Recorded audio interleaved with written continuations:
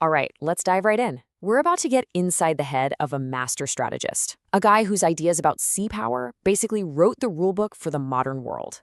His name was Alfred Thayer Mahan, and he looked at centuries of chaotic naval warfare and somehow boiled it all down into three simple, timeless rules that are, frankly, just as scary relevant today as they were over 100 years ago.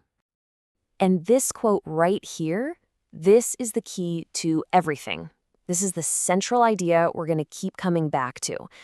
Mahan's whole point was, look, the tools of war, the ships, the cannons, the tech, they're always going to change. That's a given. But the fundamental principles of strategy, the core logic of how you win, he argued that's timeless. And if you get that, you get Mahan. So what are these so-called unchanging rules? Well, Mahan wasn't just guessing. He pored over history, studying every major naval conflict he could, and from all that chaos, he distilled a clear, powerful blueprint for achieving what every great power wants: command of the sea. Okay, rule number one, and this is the big one: concentrate your force. For Mahan, victory wasn't about being strong everywhere. No, that's a sucker's game. It was about being overwhelmingly strong at the one single point that could decide the entire fight. And Mahan had this fantastic analogy to explain it. He said a navy that scatters its ships all over the globe is like a bunch of individual cops walking their separate beats. Yeah, they're covering ground, but they're weak, they're vulnerable, and they can be picked off one by one. The right way, he argued, is to bring all those cops together into one unified, powerful military force that can deliver a single, decisive blow. And look, this wasn't just some abstract idea for him. This was real. When the U.S. Senate actually proposed splitting the American battle fleet between the Atlantic and Pacific, Mahan was, well, he was basically horrified.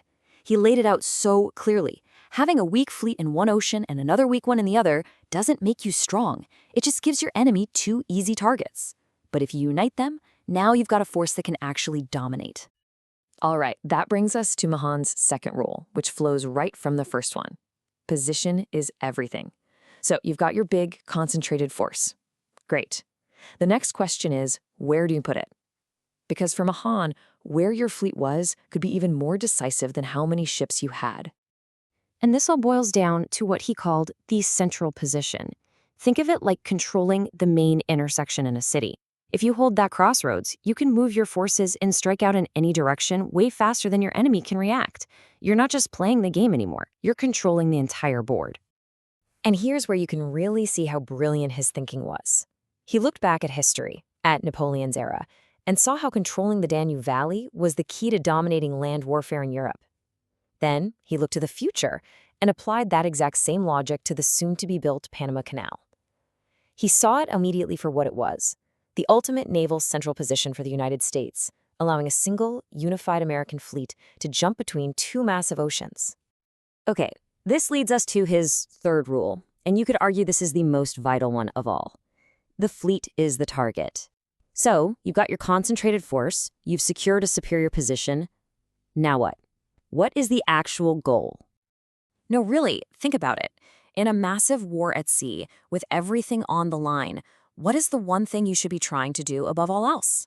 It might sound obvious, but Mahan saw that leaders and nations were getting this wrong all the time. He saw navies getting completely sidetracked. They were busy defending every single mile of coastline, protecting commercial shipping, chasing down raiders, or grabbing some tiny island. And Mahan said, sure, those things might feel important, but they're just symptoms. They're distractions. And focusing on them is a fatal mistake. For Mahan, the answer was crystal clear. The primary objective, the only objective that really matters, is the enemy's main battle fleet. Destroy their ability to fight you at sea. Neutralize their organized force. Once you do that, everything else, the commerce, the coastline, the territory, it all just falls into your lap. Everything else is just noise. So, okay, great story, but this was all from over 100 years ago. Why are we still talking about it? Well, because history has spent the last century proving him right, over and over and over again. Just look at the 20th century. In World War I, the British concentrated their Grand Fleet, bottling up the German Navy. That's rule number one. In World War II, the U.S. Navy sought out and destroyed the Japanese fleet in decisive battles like Midway. That's rule number 3.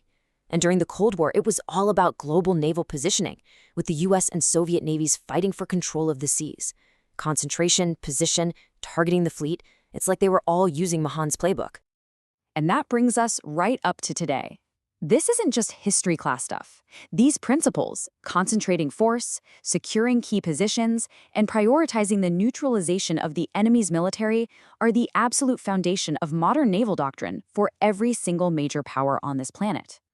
Which all leaves us with one last fascinating question to chew on. Mahan was so sure that principles don't change, only the practice, only the weapons. But what about now? In an age of satellites that see everything, drones that can strike from anywhere, and cyber attacks that can cripple a fleet without firing a single shot, have we finally reached a point where his timeless rules might actually have an expiration date? That's something to think about.